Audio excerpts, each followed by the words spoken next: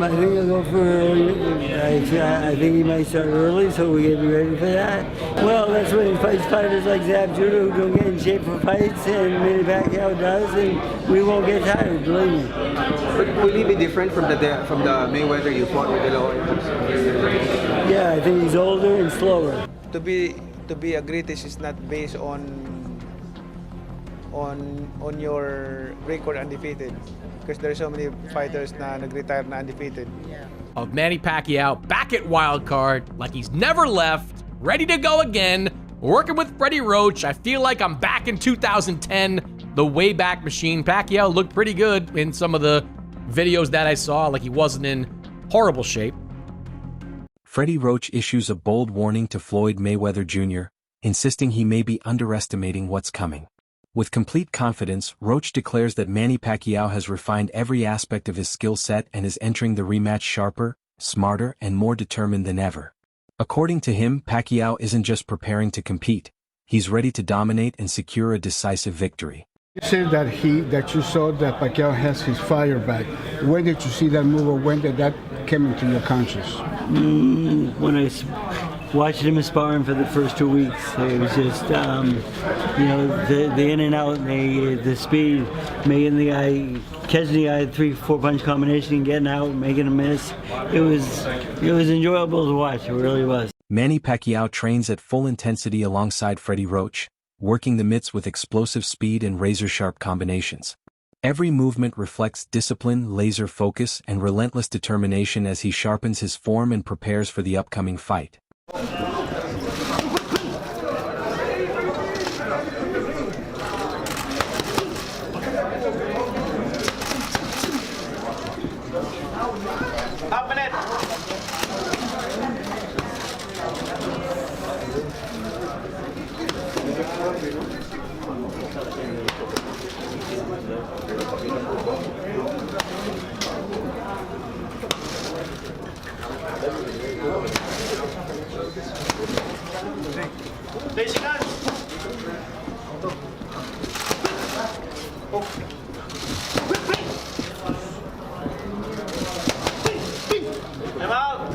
Manny Pacquiao boldly declares that he will hand Floyd Mayweather Jr. his first career defeat, setting his sights on shattering the legendary unbeaten 50-0 record and making boxing history.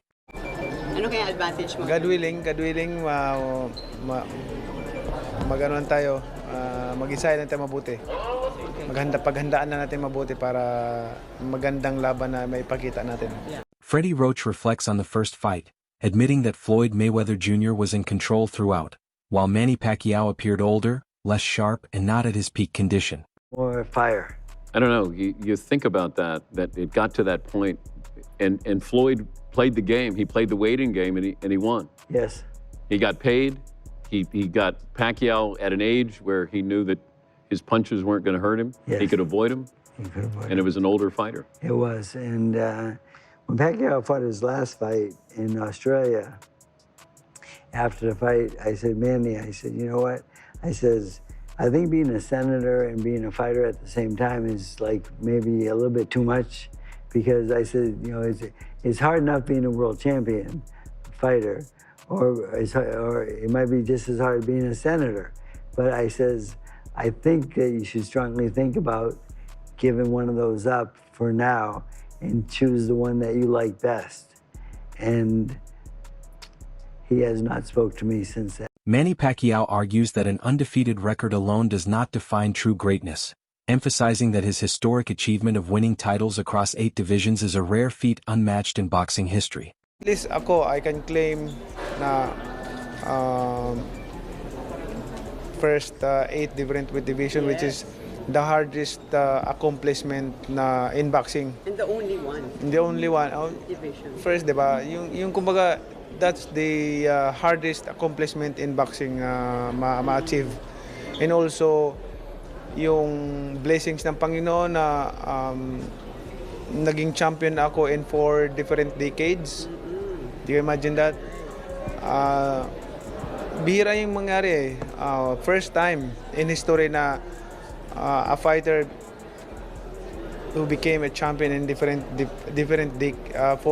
different decades. So 90s, 2000, 2010, 2020. So bihira mangyari yan. So at least makaklaim ako ng. Manny Pacquiao criticizes Floyd Mayweather Jr. as boastful and overly materialistic, suggesting that his persona outside the ring reflects excessive pride, a strong focus on wealth, and a lack of humility. Beginning of this conversation, you say, I don't like boastful people. How was it like fighting Mayweather then? Did he get on your nerves? Because I feel like he's a little bit more boastful than the people you might be wanting to hang out with. Yeah, he's boastful. I think his God is the material things, money, everything like that. I'm pretty with him because I want to share the word of God in him if he believe God. Yeah, I've heard he's a generous man. I think he's done good things. I think, you know, he kind of reminds me of like a lot of people are like this, by the way, including myself. I'm not just saying him. I'm including myself. The man who goes up to Jesus and says, what should I do to get it to heaven? He says, sell all your belongings. And he walked away crying because he couldn't sell his belongings. Manny Pacquiao demonstrates his dedication through grueling training sessions,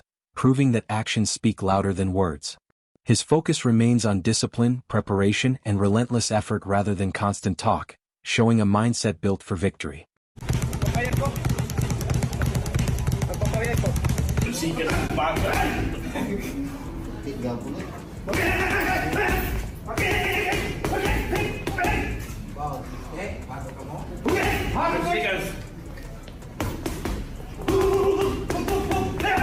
Dan Patrick questions the push for a Floyd Mayweather Jr. versus Manny Pacquiao rematch, suggesting that public interest might not live up to the hype despite the historic significance between these two legendary fighters. Floyd Mayweather is a boring fighter. I mean, you know, the presentation is flashy, but he's a defense-first fighter. There's nothing to, when you watch him, you go, oh, okay, he didn't get hit again, and he didn't get hit again. You know, tactically, he's brilliant, but not exciting. So, hey, if you sign up for it, go get him. Must be, it'll be September, so maybe it's a slow night for you, and you go, well, maybe I'll just buy this fight. Let me see these two guys lean on each other. But I don't know if this has to do, you know, boxers never retire. Sugar Ray Leonard told me this when I went to his first retirement in Baltimore, and he talked about fighters never retire. The phone stops ringing. Roy Jones Jr. speaks with deep admiration about Manny Pacquiao, highlighting his extraordinary brilliance in the ring. He emphasizes that Pacquiao's true strength isn't just his power, but his relentless movement and unpredictable rhythm. According to Jones, Pacquiao never remains in one spot long enough to become an easy target, creating confusion even for the most skilled opponents. His footwork and angles allow attacks from unexpected positions, making defense extremely difficult. Every movement is purposeful, with each step setting up the next strike, and this fluid, dynamic style forces opponents to hesitate. An instant in boxing that can completely change the outcome of a fight. Get a victory. Now guys don't do that. Pac-Man, fortunately, is one of those guys who knows how to use the ring. So he don't stand in just one place and fight. With that being said, if his legs can hold up for 12 rounds, he's the guy to do it. Roy Jones Jr. also highlights that Manny Pacquiao pairs incredible speed with sharp intelligence, reading his opponent's reactions instantly and adjusting in real time. This ability keeps him consistently one step ahead, turning defense into offense within seconds. Jones notes that Pacquiao's agility is as much mental as it is physical, enabling him to adapt under pressure. This rare combination of movement, speed, and awareness cements Pacquiao as one of the most dangerous and unforgettable fighters in boxing history. He did. That's what I'm saying. Wait, stop. What's the guy named in the wheelchair right now? Paul Williams. He could have fought him. I don't think he would have beat. I ain't say that. I say he could have fought him, though. He did. And you don't think, hey, in my opinion, the only person that really had a chance in his weight class back then was Amir Khan. He wasn't touching Amir Khan. That time Amir had too good a feet. He wasn't That's fighting true. Amir Khan. Amir was calling him out for years. He wasn't fighting Amir Khan. Amir Khan had too good a feet. I already know this. I just don't think he would have beat Floyd. I ain't saying you don't know. Timing was very too good. Yeah, what you he was young, he was fast, he was knocking people out. You don't understand boxing like I do, though. Floyd was knocking out? Besides Pac. Not at that time. Nobody. That's it. Yeah, so if you ain't knocking people out, how you got to catch Khan and knock him out, and you got to get out that shoulder. You got to chase Khan. Dan Patrick offers a thoughtful and somewhat critical take on the idea of a rematch between Floyd Mayweather Jr. and Manny Pacquiao. He questions whether fans are genuinely calling for the fight or if other behind-the-scenes motives are driving it. Humorously, Patrick notes that boxing seems to be entering a phase where retired legends, like Tommy Hearns, Marvin Hagler, and Mike Tyson, could easily be brought back. His tone reflects concern that the sport may be leaning too heavily on nostalgia rather than fostering fresh competition. He also hints that financial pressures could be influencing these decisions, suggesting that comebacks might prioritize money over legacy, raising doubts about the true purpose of such high-profile matchups. But, maybe, financial issues could be affecting one or both of these fighters, and that's why you're doing it. I don't know why you watch this unless the undercard is really good. Maybe the novelty of being in that building, having a boxing match in the Sphere, but it's real. It's real. Does Conor McGregor get the winner of this fight? I mean, now, if Conor McGregor got to do MMA against Floyd, now that would be fun. That would have been interesting. But it was like, and then do one of the brothers, what are their names? The Paul brothers, do they get to fight somebody? I mean, is this where boxing is? Yes. How did we? Dan Patrick further questions the entertainment value, wondering if audiences are drawn more to the spectacle than the actual fight. While the original bout generated massive revenue, he suggests that repeating it may not have the same authenticity. Overall, his perspective challenges the direction boxing is taking, asking whether the sport is truly evolving or merely revisiting its past for profit. Brilliant businessman, but you start to read articles of, he's got things in foreclosure, and I can't imagine that you would lose Mike Tyson did. But then, we had people stealing right in front of him. That was the difference here. But with Floyd, I thought Floyd was like a Darrell Rivas kind of businessman. So that's, if he's coming back because he needs money, that is sad. Yes, Todd. How much money, and I don't understand the financial part of how they get millions of dollars to have these fights that supposedly are kind of ridiculous and it's like an exhibition nobody wants to see. How much of that money is based on who goes to the fight and as far as people that are buying pay-per-view? What if so many people decided, I'm not going to the fight, I'm not going to watch it on pay-per-view, they're still going to get millions of dollars? There's still enough money out there to pay these guys crazy money. Chris Manx shares a reflective view on Manny Pacquiao returning to training with Freddie Roach, describing the moment as deeply nostalgic for boxing fans. He explains that seeing them together again evokes memories of their prime years when their partnership dominated the sport. However, Manx urges caution when judging Pacquiao based on short training clips, noting that anyone can look sharp for a few seconds on video, citing examples like Mike Tyson appearing explosive in brief promotional footage. According to Manx, such clips can be misleading and should not be taken as proof of full fight readiness. Look, I can post a video and look good for 10 seconds right now, just like when Mike Tyson looked like when he was promoting the Jake Paul fight. You writers and you guys with the non-boxing eye need to get those videos out of your head, because they're just clips. Anyone could look good for that long. I can train you to look good for 10 seconds. It'll be pretty hard, but I can train you to look good for 10 seconds on video. So don't worry about that. I look, Bob Arum knows what he's talking about, because it's the legs that's going to get to Pacquiao, not the power, not the explosive speed in front of a heavy bag. But whenever you're in front of an opponent and he's going to be moving around, it's the legs that are going to fail you. They're going to betray you. The power's not going to betray you. That lasts until the very end. His punch resistance, that's not going to betray him, because that never goes. Speed, and it's because you rely on your legs. That's the thing that goes at age. So at 46 years old, Manny Pacquiao is not going to have zero legs. Drawing on insights often shared by Bob Arum, he emphasizes that age impacts a fighter's legs more than their power or punch resistance, with movement, balance, and endurance declining first. Since Pacquiao's style has always relied heavily on footwork, Manx believes his experience and ring intelligence will help him adapt. He notes that seasoned fighters know how to control the pace, avoid unnecessary risks, and protect themselves, making Pacquiao's return calculated rather than reckless. Pacquiao only got knocked out 3 times in 72 fights. 2 of those were in the 90s, before you and I even knew him. And 1 time against Marquez, it was a 1-punch knockout. Those really don't take away from your career and your longevity. It was one punch knockouts. It's the beatdowns over a long period of time, for 10, 12, 11, 11 rounds. Those are the ones that catch up to you. Those are the ones that actually slow you down and are detrimental to your health. One punch knockouts, you can get past those. Early knockouts that are way back in the rearview mirror, you can forget. Timothy Bradley offers a balanced perspective on the upcoming clash between Floyd Mayweather Jr. and Manny Pacquiao. He acknowledges that while many critics question the timing and necessity of the matchup, it continues to capture massive attention across the boxing world. Bradley explains that regardless of skepticism, fights of this magnitude carry history, legacy, and global appeal. He believes fans may debate whether it is happening too late, but the names involved still command respect and curiosity, keeping the spotlight firmly on both fighters. Because he needs money, that's why. All the rumors are true. It's a sad thing, but it is what it is. But it is what it is. And one more thing. Mayweather, if Mayweather didn't believe that he can beat Manny Pacquiao, he wouldn't be in the ring with him.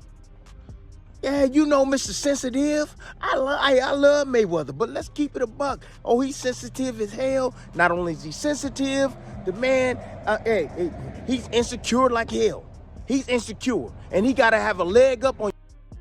And he saw the Barrios fight, and Barrios just got smashed by freaking Ryan Garcia.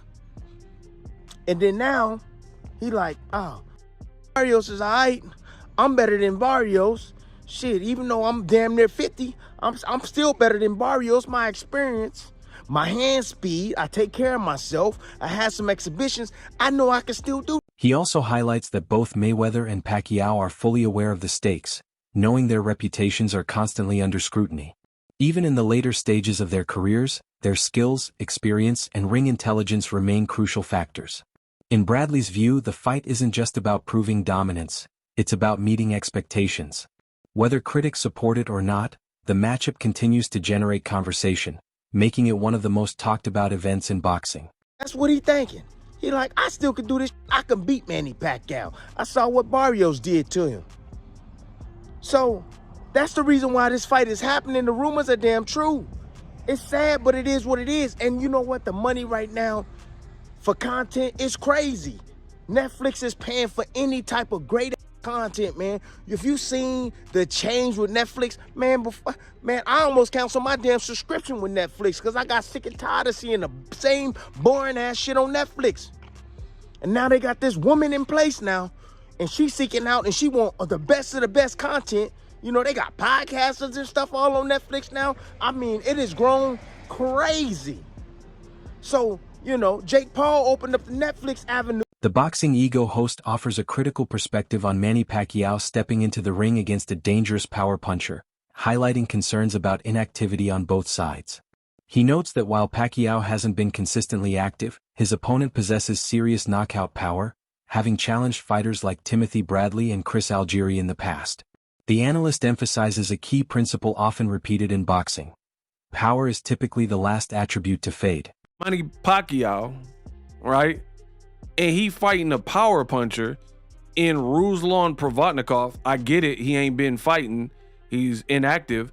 But Pacquiao, he ain't really active either. He fought Barrios, and that's it. So Pacquiao gonna fight a big puncher who hurt Tim Bradley, who hurt Chris Algieri, who Lucas Matisse had to box, and John Molina and all these people had to box because he hit too hard. They say power is the last thing to go. And you got the Floyd Mayweather fight looming. I'm surprised Netflix didn't force them to cancel these exhibitions. So that's on the Pacquiao side. Boom. On the Floyd Mayweather side, look at this. Floyd Mayweather, keep in mind, the Pacquiao Maypac 2 ain't till September. This makes the matchup particularly risky, especially for an older fighter returning after limited recent competition. He notes that even with Pacquiao's experience and skill, facing a heavy puncher always carries inherent danger. Shifting focus, he also questions Floyd Mayweather Jr.'s continued involvement in exhibition fights, expressing concern over the level of opposition and pointing out that some matchups lack credibility, feeling more like spectacle than genuine competition. Overall, the analyst presents a skeptical view of both fighters, suggesting these bouts may be driven more by entertainment and financial motives than by true competitive necessity within the sport. It says Battle of the Legends, Floyd Money Mayweather versus Mike Zimbides. 180 fights, 158 wins, 87 knockouts. I don't even know who this is, bro. But Floyd finna fight an exhibition against this Ninja Turtle looking muff. Michelangelo is a party dude. Teenage Mutant Ninja Turtle. Bro, get this turtles in a half shell, a turtle power, cowabunga.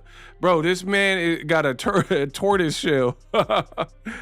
Bro, Floyd about to fight whatever dude's name is. Zamibia or whatever his name is. So Floyd about to fight Zamunda, whatever this guy got. Zamunda, he finna fight Zamunda.